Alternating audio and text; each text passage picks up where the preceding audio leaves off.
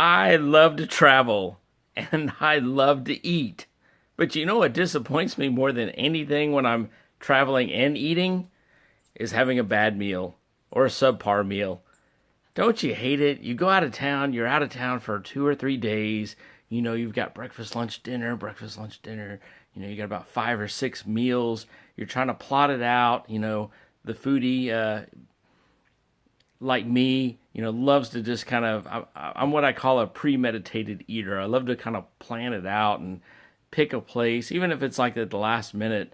But I like to research a little bit, try to find a good restaurant because when you're out of town and you go somewhere and it's just not a satisfying meal at a restaurant or even in town for that matter, and it's just disappointing. I feel like, that's a meal I'm never going to get back. It's like I wasted a meal at a restaurant and I could have gone to this place instead and I decided on this place instead and then of course the whole family blames you because you're the one that picked it, which is why the number one, discussion about meals is where do you want to eat tonight?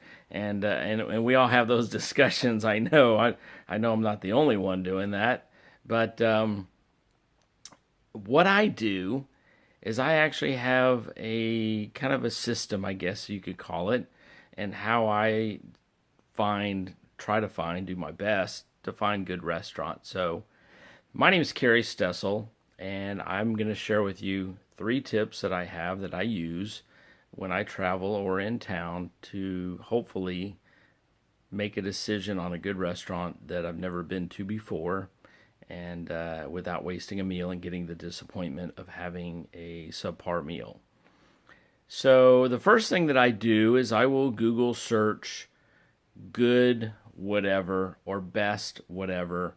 So if you're looking for tacos, best tacos near me, if you search that, it's going to show up a map. You're going to be able to pull that up. You're going to be able to look and see what's in your vicinity. Or if you're searching by the city, obviously, best tacos in Spring, in Houston, wherever you want, wherever you want to kind of narrow down your search to be. And so I start with that and I kind of see what's around me and just kind of get an idea. And this normally applies when I'm out of town, but if I'm in town and I'm looking for a new place to go, I kind of, will search. And I've got a million restaurants on my list already that I'm trying to get to, but I can't eat as much as I would like to every day to visit all these restaurants. So that's another challenge for another day. But anyway, so I do the search, and if you search like best seafood near me or best, tacos, like I said, or best whatever, or good. If you're looking for cheap eats, you can search that too. Cheap eats near me, which usually pulls up a lot of fast food places. But it depends on what you're looking for. If you're looking for just a quick bite, fast and easy, you can search like what's open now near me. If it's late night and you're not sure, but you're hungry and you don't want to go to a drive-through, you can search, what's open near me. So anyway, so I do that and I find out what's around me and I start looking and I start looking and I start looking. So how do I narrow it down? Well, a couple other things. So the number 2 thing that I do is I actually look at reviews. Now, not everybody is rated by Zagat, which Zagat is, for me, has been the most reliable source. Now, they recently changed their scoring system. It used to be from 1 to 30 and 30 was the highest. And they've been doing this since like 1979. And I have to say that they've been very, very credible. Anything 19 and higher, depending on the restaurant, of course. So if it's a Mexican restaurant, it's not super, super fancy, but it's Zagat rated, I mean, that says something. So if it's, even like 17, 18 or higher for that type of just an inexpensive like restaurant type joint, I don't expect them to be up there at the 25s and the 30s with the French Laundries of the world and all the high-end white linen restaurants. So they're not going to really score as high because they do have 3 different types of criteria that they rate them on. So that recently changed. Now they're going to stars. The good thing about the stars, which I would rather stay with the 30, the 1 through 30 rating that Zagat has. The good thing with the stars is actually using decimal points. So you want to look at that. If there's Zagat rated, it's always been credible to me. I've never been disappointed on any Zagat rated restaurant that I've chosen out of town or anywhere traveling somewhere that's been, 18, 19, 20 or higher, depending on the type of the restaurant. It's usually you want to be above 20 if it's if you're looking for a nice meal. So the nice thing about the stars is they're decimal points, so you can actually read that out and kind of think if it was a scale on 1 to 100, but you only got 5 stars, and you can kind of figure it out. Okay, 4.2, 4.9, whatever. And there's other ratings out there. There's Yelp, there's TripAdvisor. You can use those. There's Facebook. They do have reviews on there as well. And all those aren't bad. I have my personal opinions about some of them. I think some of those, unfortunately, are can be biased. Pro and con business. I've seen some of the restaurants that get really good reviews, and maybe it's family, maybe it's all their friends. I was in one restaurant a while back, and they were buying 5 stars. If you gave them a 5 star when you went in there and you showed it to them on your phone, you got like a free dessert or something like that, whatever it was. And they're manipulating the system. So I mean, there's a lot of that, biased opinions, and that's going to exist anywhere.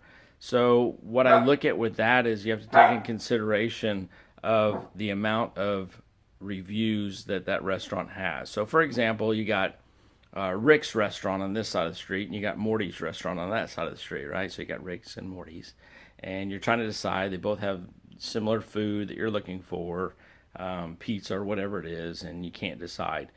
This one has 12 reviews, and they're all like 5s. So they got 5 stars, but there's only like 10 reviews. This one over here has like a 4, 4.5 maybe, somewhere in that range, but they've got 860 reviews. So you look at the number of the reviews and you think, okay, even if it was biased somewhat, the more reviews, the 860, I would probably go with that one because number one, even it's possible that this restaurant, maybe they just opened, and in all fairness, it might be a great restaurant. Maybe you want to wait till they're open for a few months before you go and judge them and eat their food and try them out. Let them work the bugs out of the system. But not holding that against a restaurant, but if you got 860 reviews, even if there's a lot of biased opinions in there, pros or cons, I think if it's that high, the average is going to be a lot stronger, I think, for me to make that decision to go to that restaurant than somebody with 12 reviews that's all 5 star. Because, I mean, come on, let's face it. Can you hold 5 stars, with 1,000 reviews? Probably not. I mean, not most restaurants. Nobody's perfect. I mean, that's just the reality of it. So that's kind of the way I look at that. I kind of judge the restaurant, but the reviews, and whether you're using Yelp or TripAdvisor or Zagat, whatever your source you're using, or even look at all of them, just kind of compare, look at all the ratings, because they're all going to be different. I mean, Facebook, you would think maybe the people that are giving the reviews are more local to that restaurant. That's possible.